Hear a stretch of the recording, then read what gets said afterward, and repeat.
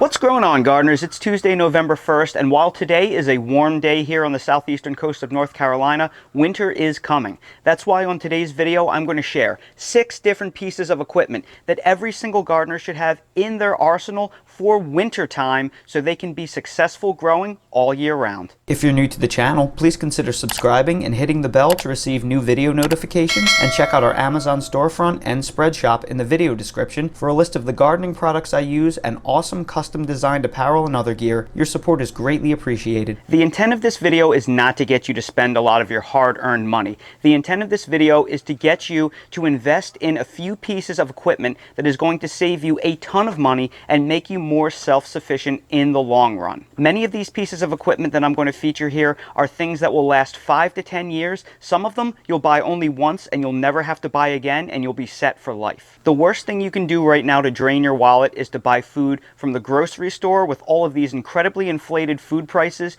Even worse, buy annual vegetable live plants. The prices are absolutely insane. Just look at this. This is absolute madness. Highway robbery. Look at this. $6 for one romaine plant. $6. I can go to the grocery store and I can buy a head of romaine for $1.50. By the time you fertilize this, spray it for any bugs, this is going to cost you $7 to $8 for one head of lettuce if you're lucky enough that the caterpillars and the bunnies don't eat it first. That's why I want to encourage you to start your own seed so you can grow as many plants as possible for your annual vegetable garden at a tiny fraction of the price of the live plants, and also get fruit trees into the ground that will begin yielding fruit as soon as possible, and they only take very light management overall. So I want to share some of these products with you that I use every single year, especially during the winter, to help me get a jump start on the season and be a successful seed grower, and also protect my sensitive fruit trees from cold. If you're curious where to purchase any of these items,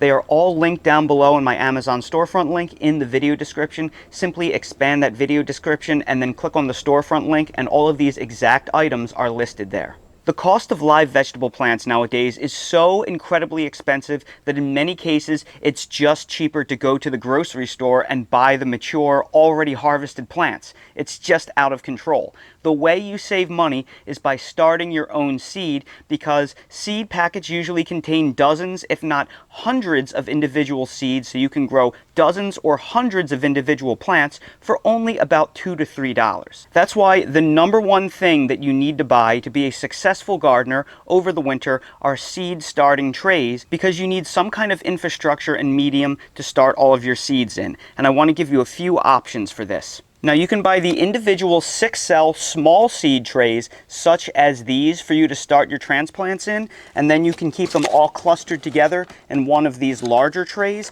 That's what I like to do. But you can also buy larger seed cells as well. So I have both small and larger individual seed trays linked, and the size is going to depend on what you're starting. Something like a tomato seedling, you usually want to use the larger cells because they can support the tomato to a larger size. Something like broccoli or lettuce, you can often use the smaller seed cells. And mine look pretty beat up. That's because I've been using these same exact ones for 6 years now. So they last a very long time. They're UV treated. They can save you a ton of money. Another option is that you can buy one of these 72-cell domes, and they come in 2 different pieces where when you break them in half, each one is an individual 36 cells. So this is where I like to start things like my onions and my leeks and my shallots and things that I plant en masse. And the nice thing about them is a lot of these come with humidity domes on them, which can help hold in heat and humidity when the seeds are trying to germinate.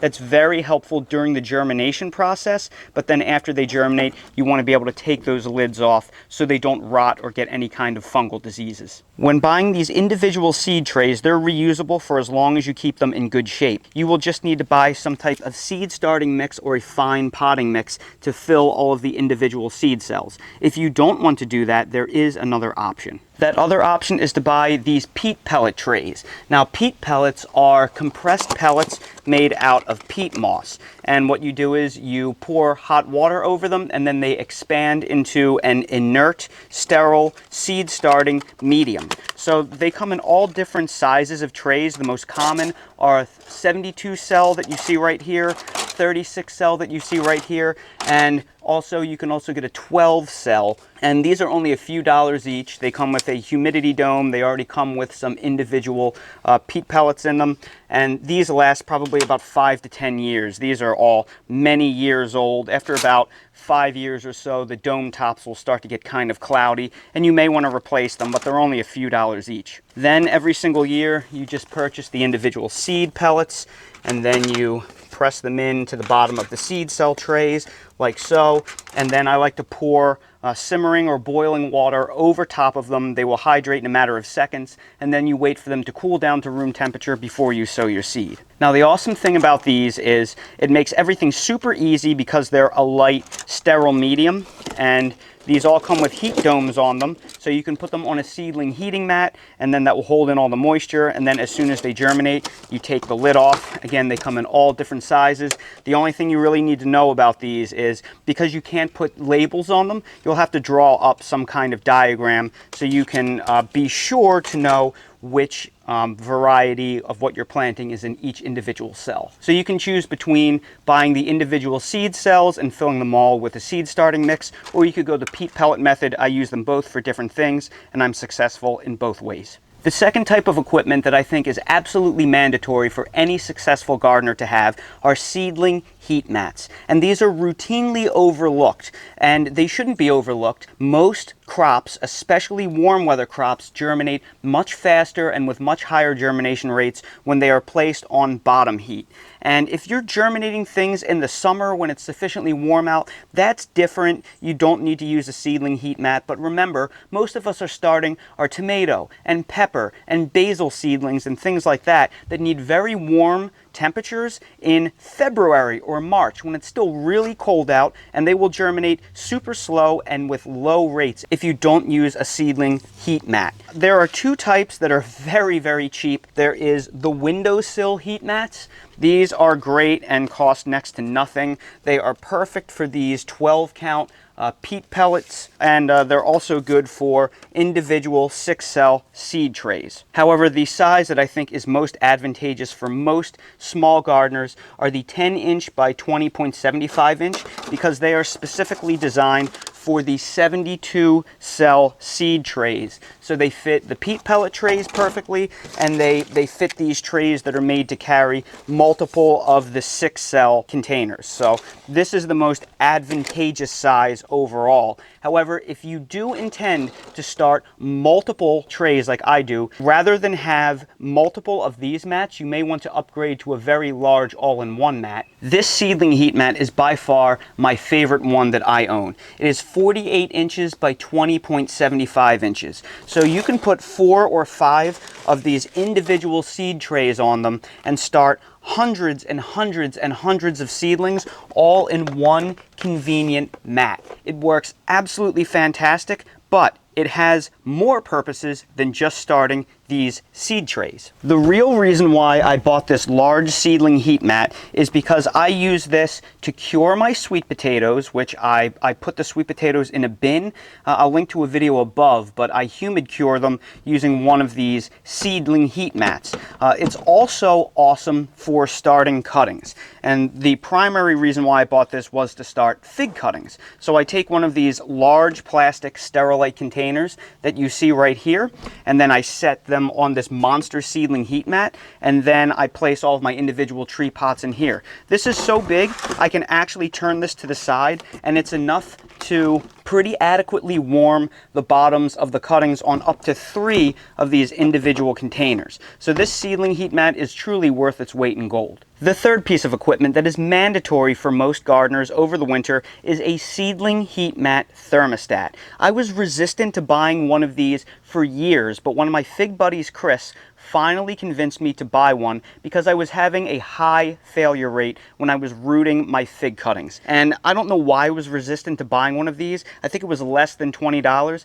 and it works amazingly well. I was losing dozens of cuttings unnecessarily simply by an under $20 investment. It has dramatically changed my rooting game. And here's why. Seedling heat mats are either on all the way or off. When you plug them in, they're basically on high. And the way that you would regulate the temperature of a seedling heating mat is you'd put them on carpet if you want it to be really warm, because carpet is an insulator and your seedling heat mat will retain the most amount of heat. If you put it on a tile floor or a bare wood floor, that bare floor will keep the seedling heat mat unusually cool, so it will keep the temperature down overall. Now, if all you're doing is germinating tomato and pepper seeds, you probably won't need one of these thermostats, because all you really have to do is put the seedling heat mat on a table, like a kitchen table, and then put your seed trays on it, and generally it works well and it will cut your germination times in half. Your tomatoes that took 10 days will now take 5. Your peppers that used to take 14 days to germinate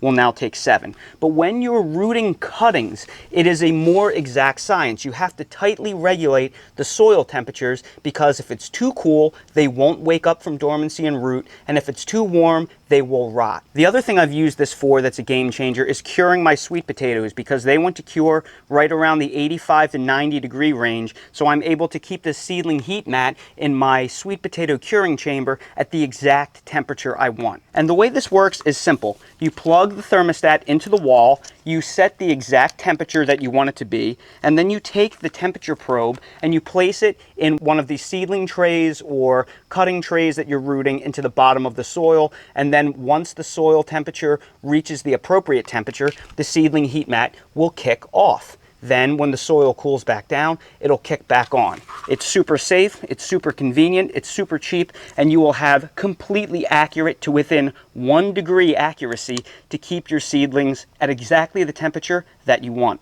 The fourth piece of equipment that is absolutely mandatory for any gardener is a frost blanket. How many times have we planted our warm weather crops out into our gardens because we're past our last frost date, the 2-week forecast looks great, and then out of nowhere we get a dreaded frost advisory or freeze warning late in the year, well past our average last frost date, and it threatens destroying our entire warm weather garden. It has happened to me more times than I can count, and one of the best ways to get around that is by having a few frost blankets in stock. Now, this frost blanket that you see right here, this is, believe it or not, 5 or 6 years old, and it's still in perfect condition. It's one of these blankets. I think they're probably the best frost blankets that money can buy. They're 10 feet by 20 feet, so they can cover a lot of real estate with a very inexpensive frost blanket. Now, these aren't just useful for protecting against late frosts in the spring. They're also incredibly beneficial for early frosts in the fall.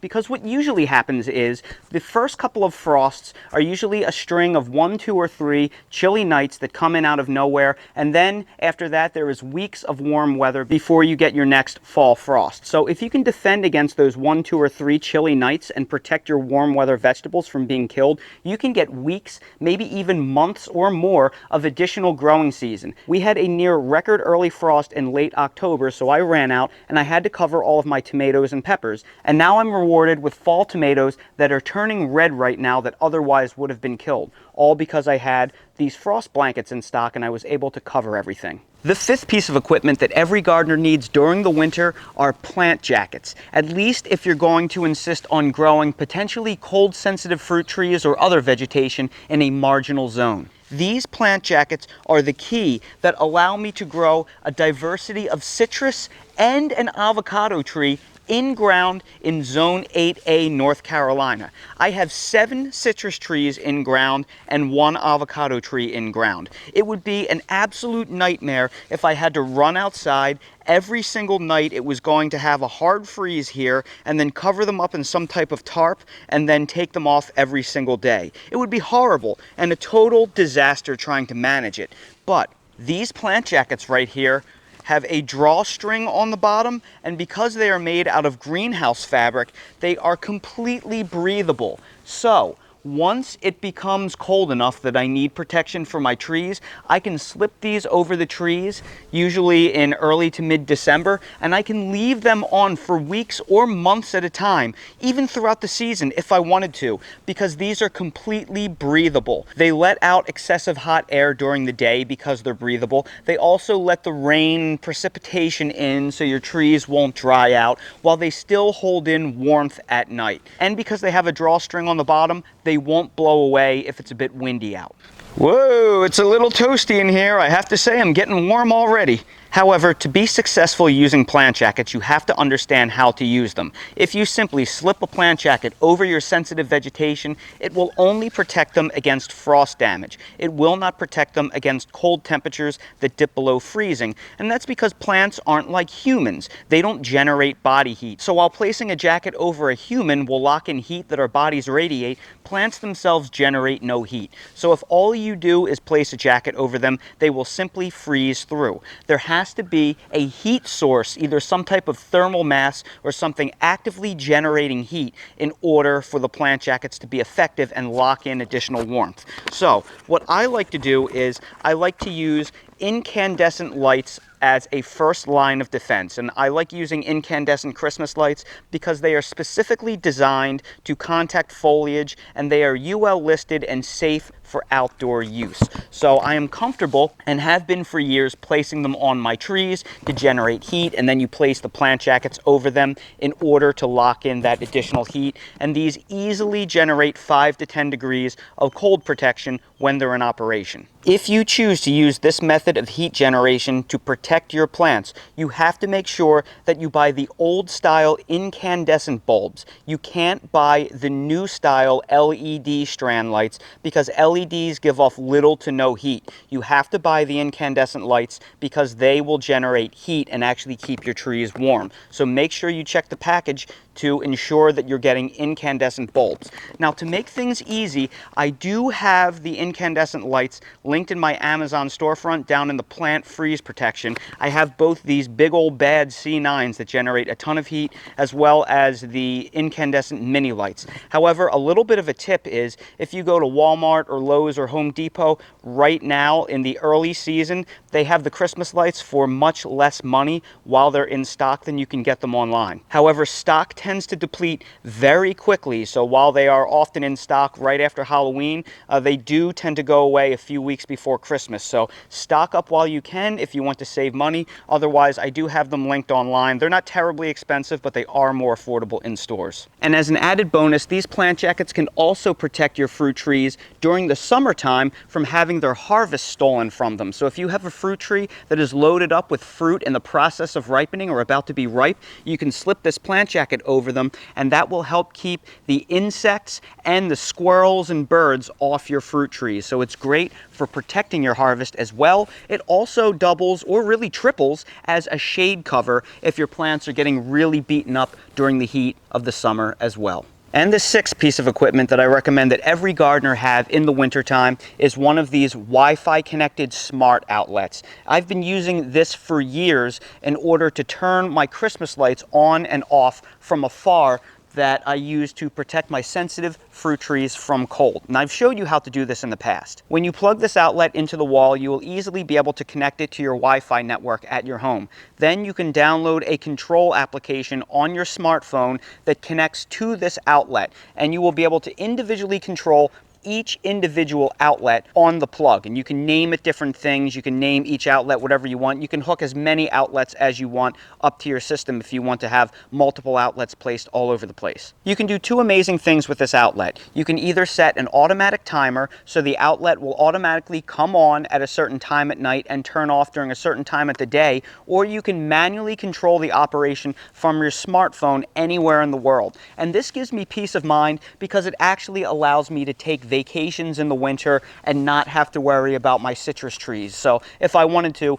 I could go to an island in the Caribbean somewhere, and then I'll just have my citrus and avocado trees covered with plant jackets with the incandescent lights on under it, and then I can check my weather forecast at home, and if I know it's going to be really cold, I can just manually turn the lights on at night from anywhere in the world, and then I know my fruit trees will be protected with an extra 5 to 10 degrees of protection. As well as that, I can also turn it off during the day at my leisure with the flick of a switch. So again, this is one of those things that you may not need unless you're protecting sensitive trees, but for those of us that do like to push our hardiness zone and we're growing things that are marginal in our climates, this makes it very easy to control the heating mechanisms from afar. But honestly, the uses of these, both from a security standpoint and just a general purpose use standpoint, they're really limitless. They're as limited as your imagination is. So they're very affordable, and I'm sure that there is some reason you could come up with for purchasing one of these things. They're pretty cool. So everybody, I sure hope you found this video helpful. If you did, please make sure to hit that like button, subscribe to the channel, and ring that notification bell so you're notified when we release more videos like these.